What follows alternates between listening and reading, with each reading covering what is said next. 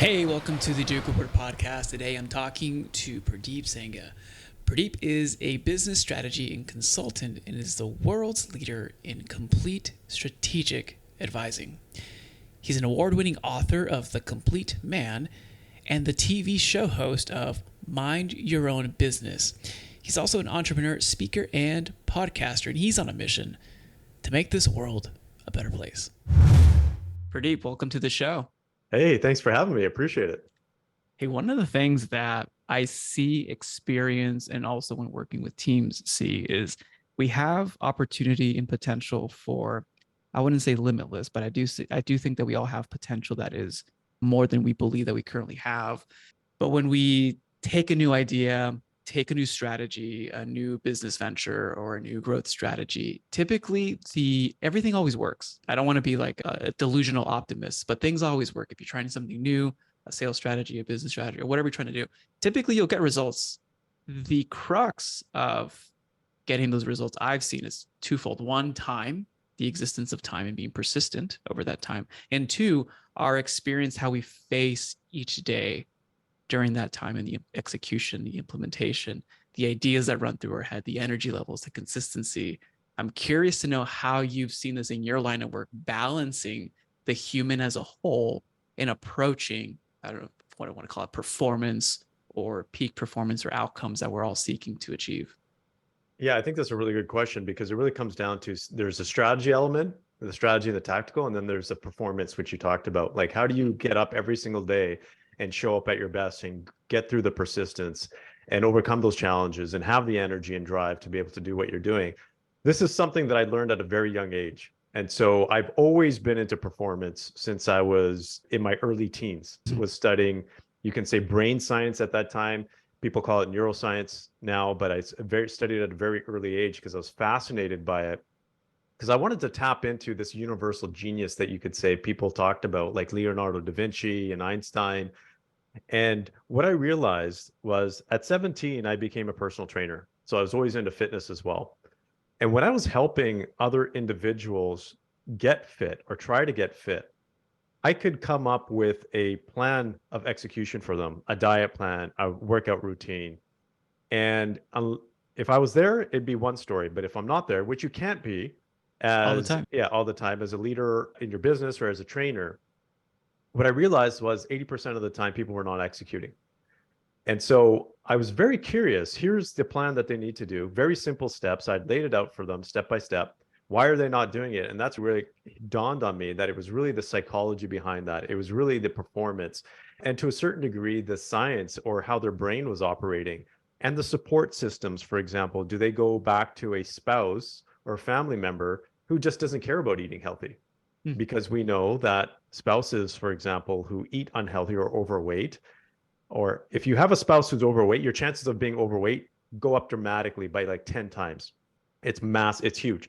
So all of these things really came back and I basically said, hey, look, the plan is important, but it's how you show up and execute that plan that's even more important. So that's when I started to study performance science. And over the last 25 years, I've really tried to figure out, and we've built a team around this to say, how does an individual perform at their highest potential and still have a high quality of life? And why I say this is because, yes, there's people that perform at a significantly high level, but that's all they do. They don't have a life outside of that. And I'm not going to say sports individuals or sports athletes don't have that, but a lot of times, yeah, they're on the road all the time and they don't have that quality of life with their family until after they retire, for example. So it's about those two things, because in order to be a high performer, it's also imperative to have a high quality of life, especially in business. And so that's where we've actually established our firm to be able to help individuals do that. No, I love that. And one of the things that excites me the most about the conversation we're having is I've been having conversations with masterminds, team members, clients that essentially the way that, and this is my perception, but this ties into what you're doing, is that now with the rise of the new technologies, the rise of execution, facilitation, access, the continued access to labor, and that labor is more educated thanks to the access of the internet. The two key things that are going to matter the most in this decade until we figure out what AI does in the future is the idea, the strategy, the thinking. So that's the first point. But then the proper facilitation and execution of that thinking, which Mhm. dives into the performance piece. And I think you tying performance not to just executing this one or two tactics, but also tying quality of that human's life, I think is important. So I want to lean in more on the performance aspect. And I know this is either an individual, if we're showing up every single day, or if we're helping teams or our teams show up every single day to the best that they can. But where do we start? Like this is it's pretty big, man. Yeah, it is really big. And so here's what we identified as well. And as I mentioned, that we actually built out a team to do this, and we've partnered up with over 17 research institutions and academic and universities across Canada and the US. We very intentionally about 4 years ago tripped upon this area. We did it intentionally, but what we tripped upon was we had an opportunity to say, hey, look, do we go into the leadership space in high performance training, or do we get into the individual performance space? And here's what we saw. There's tons of leadership training out there. There's tons of leadership workshops and all this kind of stuff. But when we did the research, we realized that as a leader, you only have so much impact on your staff in terms of ability to increase their performance, because you can motivate them, you can inspire them, but that only lasts so long, right?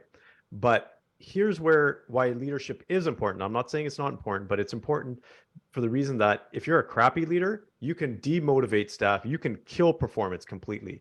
So leadership doesn't necessarily help you improve that much more. What it does is it stops your organization from actually having crappy performance. So Interesting. that and so when we said, how do we differentiate ourselves? What we saw was even more important was showing an individual how to perform as an individual. And then you can show them how to perform as a team. But if an individual doesn't know how to show up every day and have the highest level of energy, highest level of creativity, highest level of problem solving themselves, because you as a leader are not going to plug yourself into their brain and into their body and say, let's get motivated here, right? Let's pump up your energy levels and your creativity. That individual has to learn how to do that themselves. And so we found profoundly better results by helping individuals. And then we can layer on the leadership approach. So that's where it really starts, is by showing individuals. I'll give you a real practical example of this outside as an analogy. In relationships, whether you're married or you're in an intimate relationship, no one teaches us throughout school how to be a good partner or show up in a relationship, right? And have better communication skills until you're a little bit older, or maybe have to go through therapy or counseling or whatever that is. So how do you build these skills of being in an effective relationship? You don't know until you're actually going through trial and error. The same thing applies to performance. No one teaches us how to perform better, surprisingly or not. Just like in school, no one teaches us how to learn better. Yeah.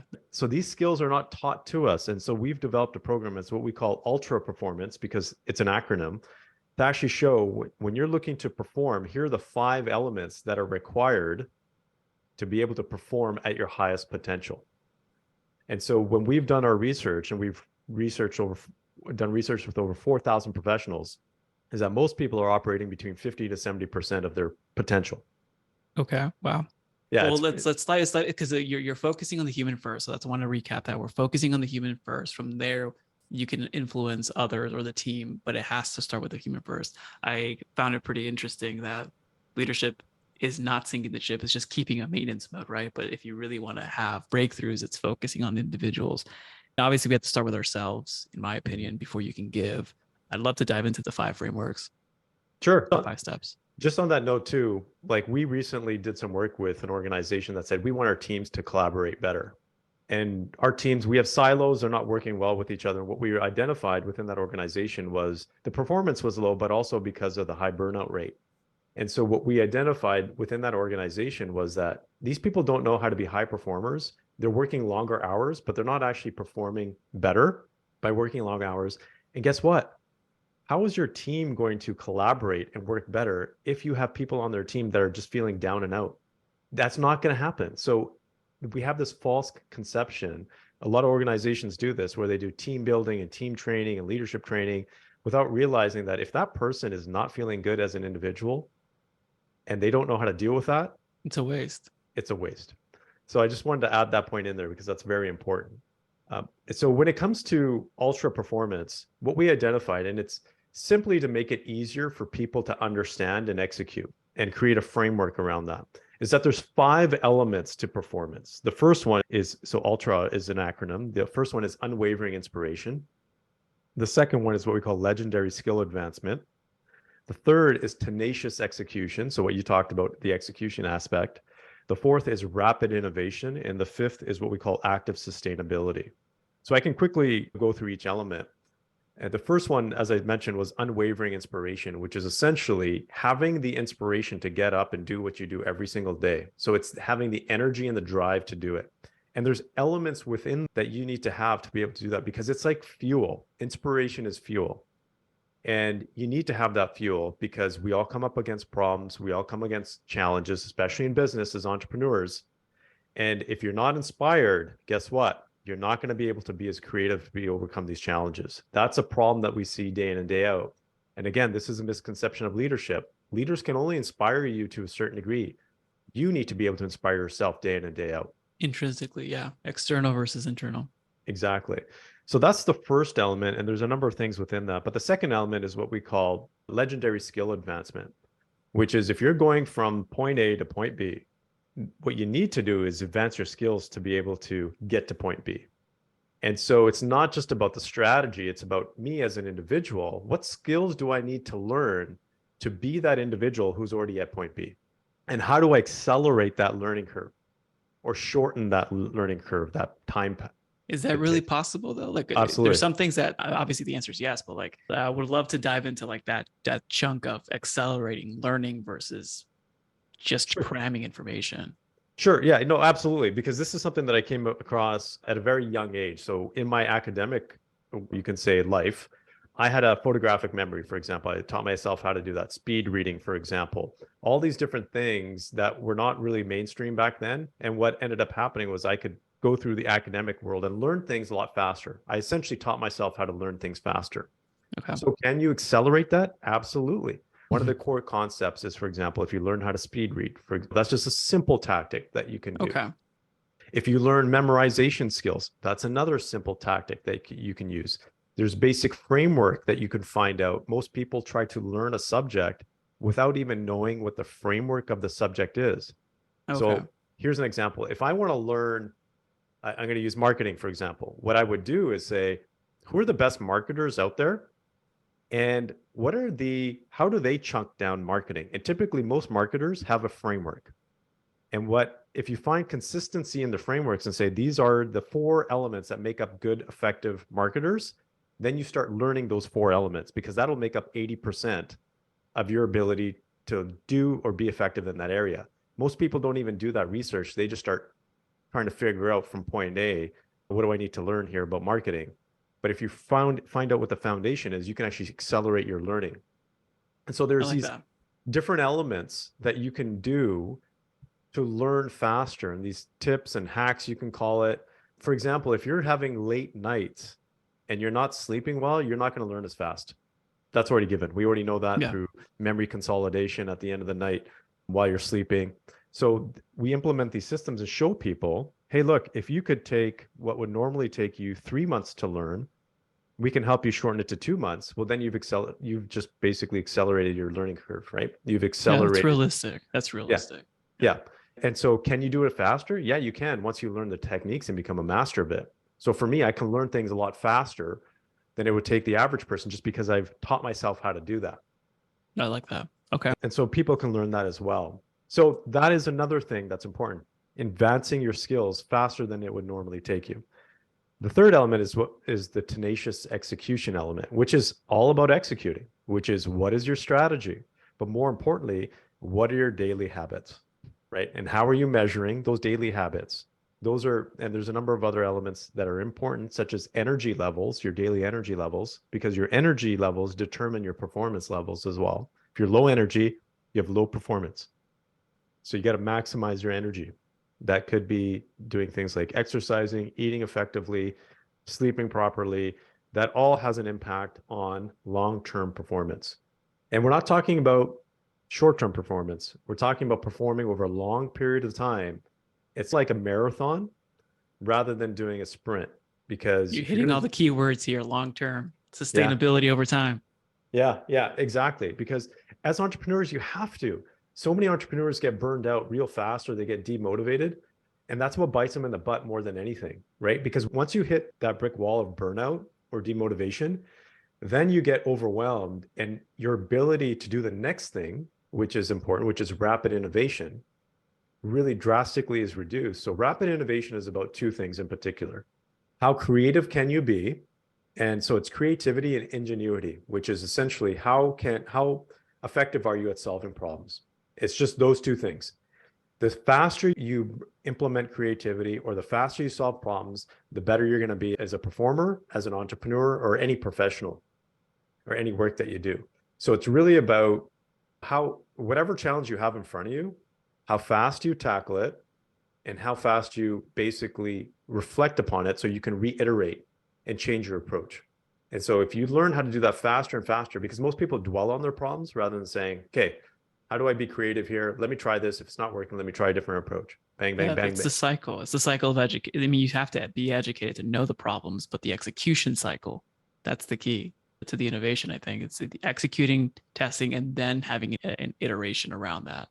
Yes, there's a cycle around that. So my background's also in innovation. So I teach organizations and individuals how to be more innovative. And it's not that difficult. It is a process though, right? It's not, people think it's brainstorming sessions. It's not brainstorming sessions. It's not like these magical ideas come. They do come, but it's what you do with those ideas and the process you take those ideas through that actually are more important. Interesting. Okay.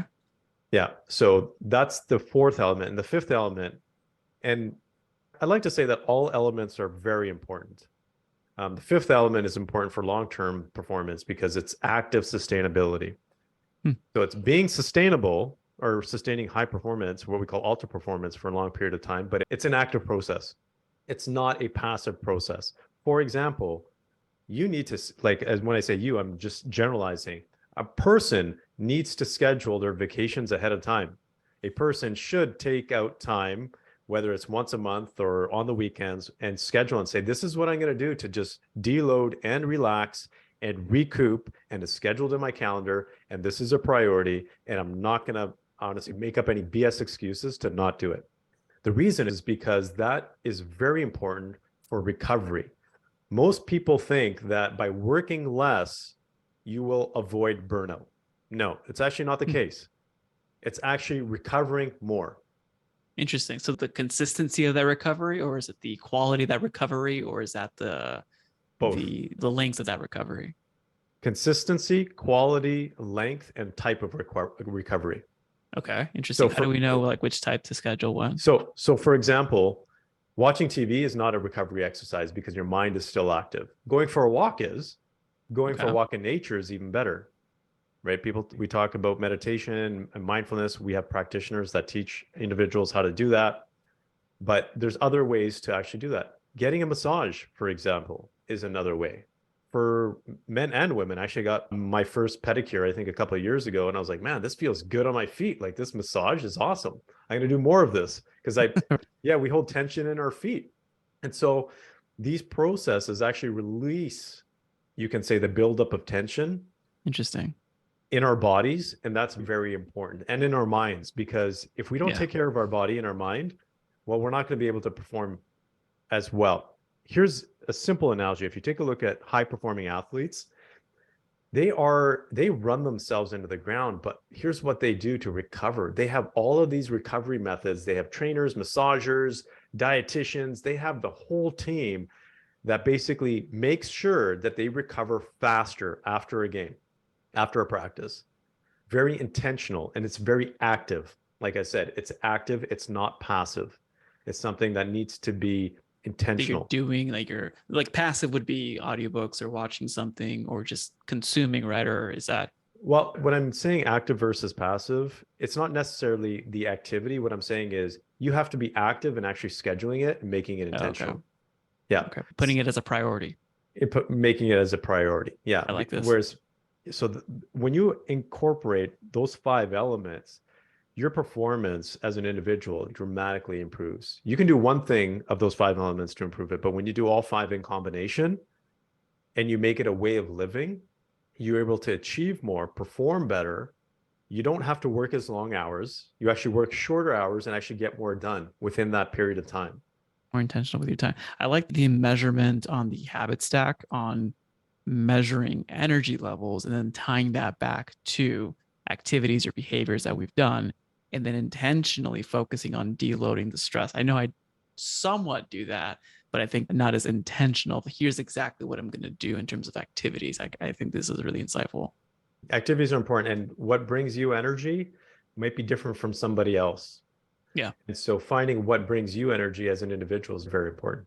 So you help facilitate this with individuals first. How do you empower them to help others do so? Well, first of all, we do start with the leadership team so that they themselves understand the concepts of performance. Then they are more equipped to have conversations with their team members.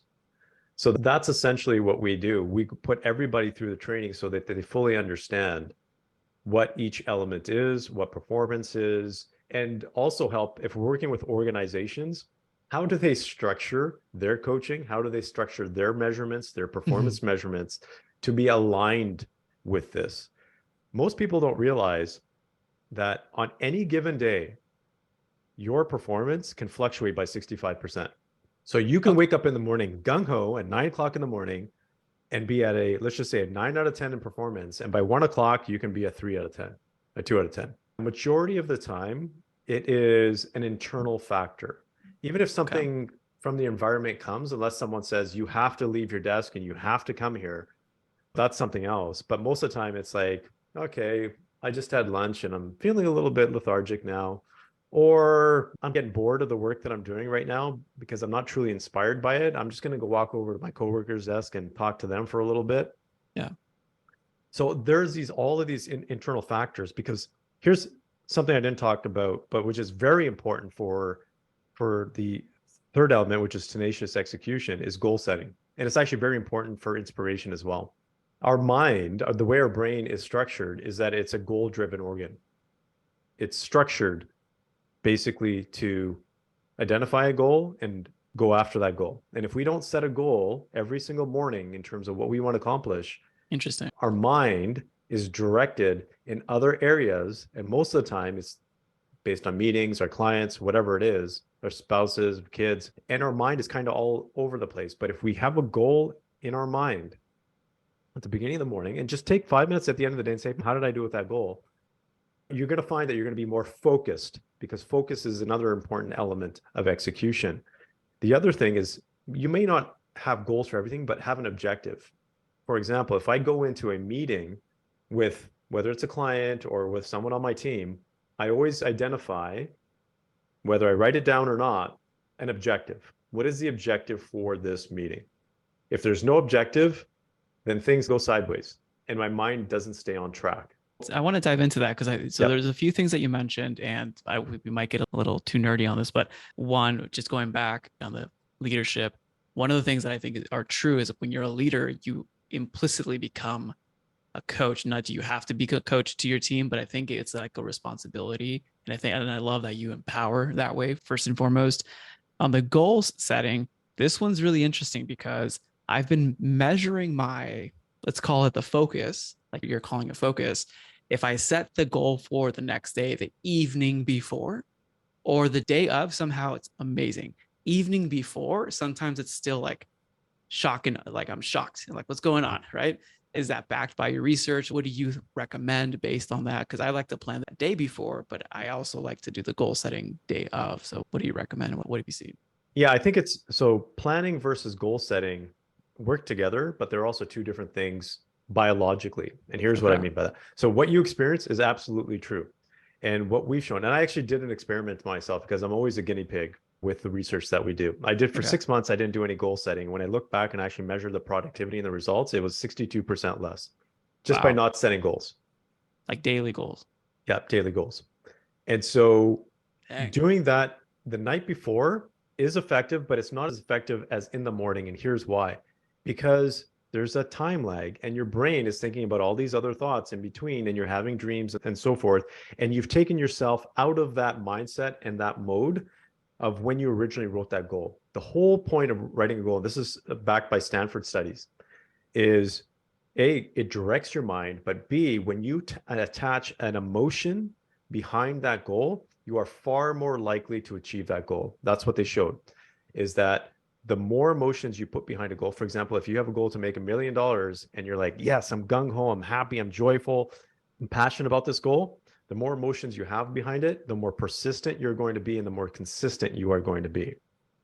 So Attached to that goal, yeah. so think about this. If you write the goal the night before and you have all of these emotions, whatever, you're gung-ho, but then the next morning you wake up, well, you've already lost those emotions most likely. Yeah, that makes a So lot of sense. so putting yourself in that state is very important as you write that goal, because that state, just like in working out, exercising, how you leave your last set determines how you're going to show up the next day as well. Oh, that's really So important. Exerting as much energy as you can, not leaving anything on the table. Another key yeah. thing on the goal setting too that I found, and I'm curious to know your thoughts around long-term range goals, like because those are typically constant, right? They're going to take 6 months, a year and a half to accomplish, and then you're also talking contrasting with short-term daily goals. How do you balance the two, and do you repeat reviewing your long-term goals every morning, or do you write those down? Like I know we're getting really tactical here, but I think this is important to distinguish. Oh yeah, absolutely. So annual goals are very important. What we do is we have a 3-year vision. Like, Okay. what is your vision? Not necessarily a very specific goal, but what does your vision look like for 3 years? What does that first 12 months look like to achieve that 3-year vision? Then we break it down into quarters. And then some individuals break it down into monthly. Some people even break it down into weekly, but daily is very important. That's probably the most important aspect, because what you do on a daily basis compounds to that annual goal. And it needs to be aligned with that annual goal. That is the Yeah. second most important element, is the daily goal needs to be aligned with your annual goal. And there's days where I wake up and I'm like, what's in my calendar? Okay, what's my goal for today? If it's not aligned with my 12-month goal, I'll cancel whatever's in my calendar because it's not aligned, Interesting. or I'll delay it. Okay. So this is somewhat similar to habits, though, because there's habits that should be ingrained with your annual goals or your monthly goals, because that's what the purpose of a habit is, or are they separate? Well, your habits enable you to execute. They're the actions you take to achieve your goals. Okay. That's what habits are. So if your habits are not aligned with your daily goals, that needs to change. Yeah, makes And sense. so that's when you get alignment. So it really starts with a 1-year goal, your daily goal, and then your habits need to align with that. The one question, or the one of the final questions, but you mentioned speed, faster, executing in half the time. Like we talked about that. How do you discern or marry the goal of long-term sustainability with also short-term sprints, as well as getting things done quickly, and maybe things don't need to be done as quickly? I know there's flexibility around that, the human condition, or is it we should be focusing on quickly, but then also see how things perform in reality? I'd like to get your opinion on that. Yeah, I think it really depends on what you're taking a look at. If there's a business tactic or there's a personal thing, for example, if you're looking at losing weight, biologically, you can do it in a very shorter time frame, but is it the healthiest?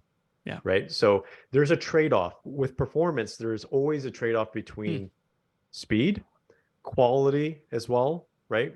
And sometimes quantity. So there's a trade-off in terms of what you look at. So, but I'm always of the opinion that things can be done faster if looked at it from a different perspective. Now, Interesting. whether it's better, that's why it's always great to have a professional's opinion. I like the trade-off approach too, to be able to see what you'll get. And it's like a risk analysis almost. Yeah, exactly. So things can be done faster, but is it better to do that element faster? In business, speed is important, Yeah. absolutely. But you have to pick and choose what areas that you focus your speed on. Is hiring someone faster better? No, not necessarily, because you might get the wrong person in. Yeah. Is, having your product out faster potentially, Yeah. That because you is. could reiterate faster, right? So there's different things to take a look at when it comes to speed. Yeah, man, this is a really enriching conversation. I think that there's a lot of notes to dive into for our listeners out there. Where's the best place for people to, one, thank you for being on, and two, learn more about what you're up to, and to read maybe more of your works?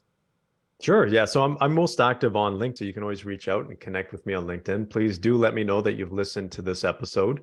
And that's one of the reasons why you're connecting. So I know who's actually connecting for legitimate reasons and where there's spam as well.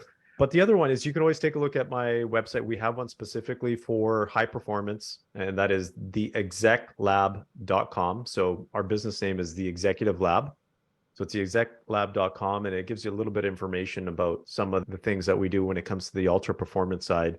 And then you can also reach out to us because we have a full service business advisory team, and that business is under businessbrothers.ca. Wonderful. I'll put those links in the show notes. Purdeep, thanks for being on, man. Yeah, I appreciate it. Great conversation. If you found value in today's podcast, please consider sharing this with someone that you believe could also benefit from this episode. You never know, you may be the catalyst that opens them up to a new way of operating their business and experiencing life. As always, it's an honor to be a small part of your journey. This is Raul Hernandez. Do good work.